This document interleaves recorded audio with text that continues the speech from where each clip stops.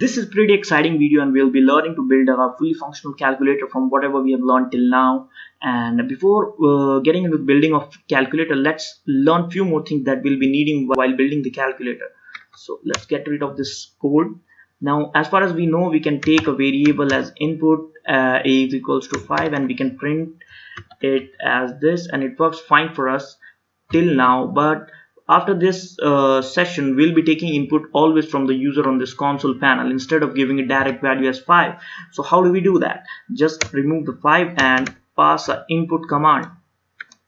Now this input command will take input command will take a value from the user, and you can run this. So now you can enter a value over here. Instead of 5, let's enter 10, and we got our value as 10. So let's give this let's make it a little fancy by enter number. You can give this title. Now we run, so we get this enter number section. Now we can enter our value and press enter, and we'll get our value stored in the variable a. So this is pretty much how you take value. This input function takes value from user in form of string. So firstly, we need to convert it into integer before using it if we are taking input as a number.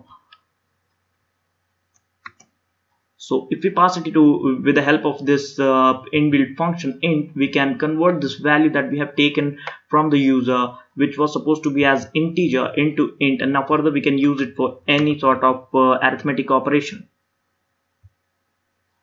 Now if I enter the value, let's suppose 10, it will print 11. Yes, it's working fine. Now one more thing I want you to know, that you can put almost anything inside an infinite loop with the help of while loop. You can use for loop as well, but we'll learn while loop for now. Now if I put this whole code in this while loop block and putting the condition as while true, it will run forever.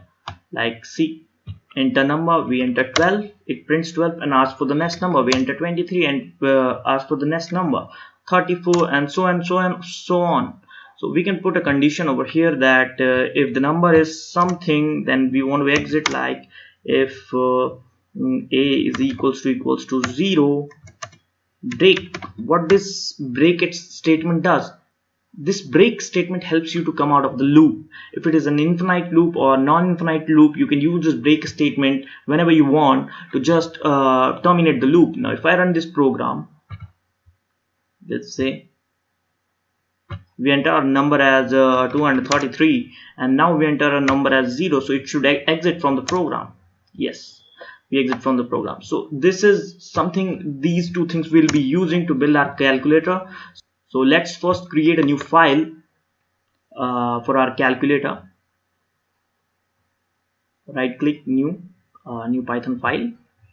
Let's give it a name as calculator. Press enter. Now let's start coding in this. So how do we start with calculator? So we all know that for any arithmetic operation, we at least need two numbers for addition, for subtraction, anything. So let's take two numbers as input. Let's suppose number 1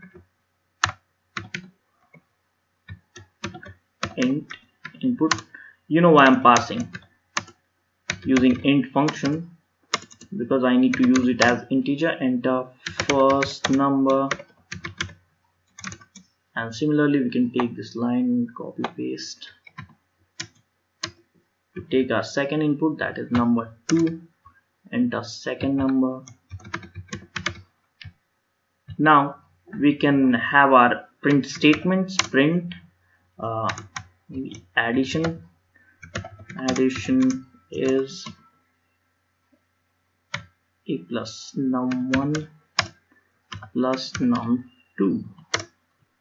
Let's run this program to see if it's working.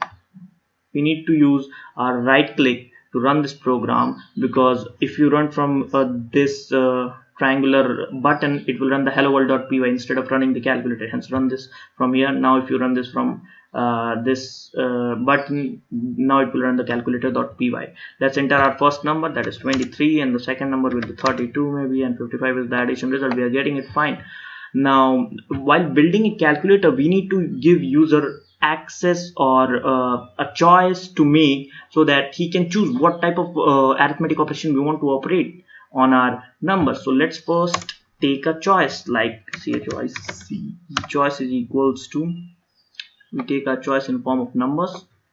Let's see, Control V, input, enter your choice. See, now how does user know that what type of choice he is entering? So we should tell him 1 for addition. \n can be used to change the line whenever you want, and hence if you print the statement, it will not be printed in the same line, instead it will be printed in different line. So let's copy this few times and paste it here. 1 for addition, similarly 2 for subtraction,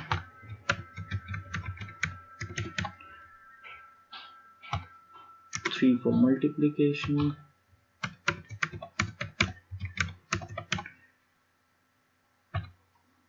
4 for division, sorry. Now we are ready with our panel of choice. Let's see how does it look after running this program. See, enter your choice. So user knows that he has to enter 1 for addition, 2 for subtraction, 3 for multiplication, and 4 for division. Now he'll enter his choice. Let's suppose I enter 2. Now after this we need to implement something to work based on this choice. So let's stop this program right now. Let's introduce a \n over here as well, so it will be on the different line. Now once I get a choice, I need to see what type of choice user has made. Let's say if he has made for addition, so if choice equal to 1, that is for addition, what I need to do, I need to print, let's take this inputs at the top. Now once we have taken both the numbers from the user, depending upon his choice, we'll perform the operation. So 1 is for the addition, let's go in the if section. 2 is for subtraction, we'll choose this. Let's copy it here. Instead of if, we'll use elif. You can use if as well, but the problem while using if is if both the conditions fall true, like not in this program but in multiple in different programs, you will fall across the situation like this both condition may fall true and both the blocks will be executed. So instead of that, we want only one block to be executed, so we can use elif, and we should use elif in some of the scenarios. So subtraction, whatever is the spelling is this, and then multiplication and division.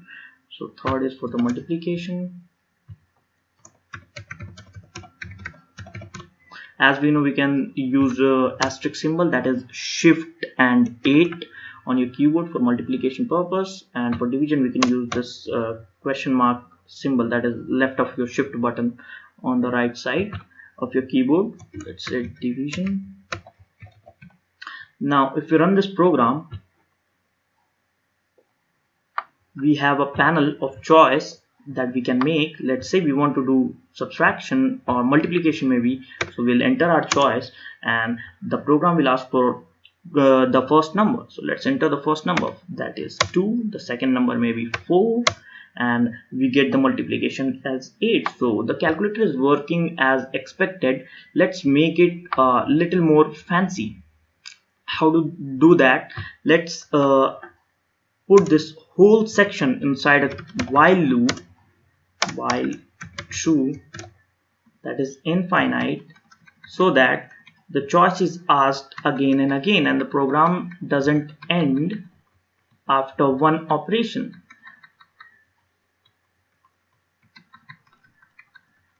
Let's indent it properly. Now if you try to run this program, see, we got our panel And now for the choice purpose, let's try subtraction. 12 minus 6 would be 6, and after this value it gives us another choice that we want to make for maybe multiplication.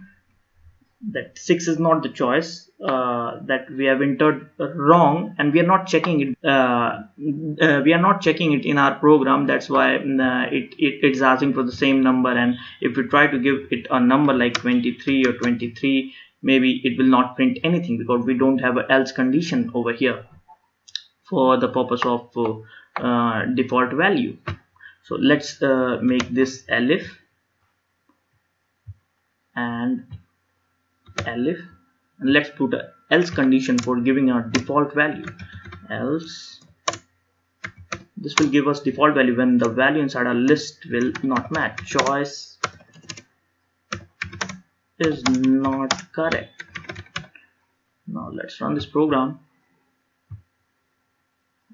Now if I try to make a random choice like anything else, it will say to enter the number. Now if I'll enter the number, it will say choice is not correct. We can also shift this section down to do something, but that's not something we'll be doing now. Now we'll focus to get a new section in our calculator, that is of exit. How do we exit from the program? We'll introduce one more option here. Press 5 for exit, EXIT. Now we need to introduce one more condition. If someone press 5, what do we need to do? So as soon as you press 5, we want to get rid of this program and we want to end this program instead of taking input. So what we can do is we can check if choice is equal to 5, great, and hence we end the program right here before taking the inputs. Now if you run the program,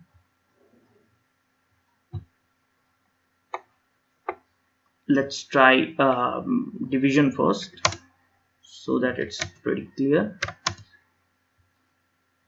Enter the first number. Division is not working, I don't know why. Let's see, we have entered our choice as 4 and it should work. Division here we are not matching the choice, we are matching it with 1, we should match it with 4. Let's run it again, and this is how you learn. Let's enter for the division. 12, 6, and we get our division value over here. Now we got another panel for asking our choice. Now we want to exit from the program, and we are doing it successfully. So this is pretty much, we got a basic calculator, and we should be happy that we are building our first project after learning 7 lectures in Python. So this is it.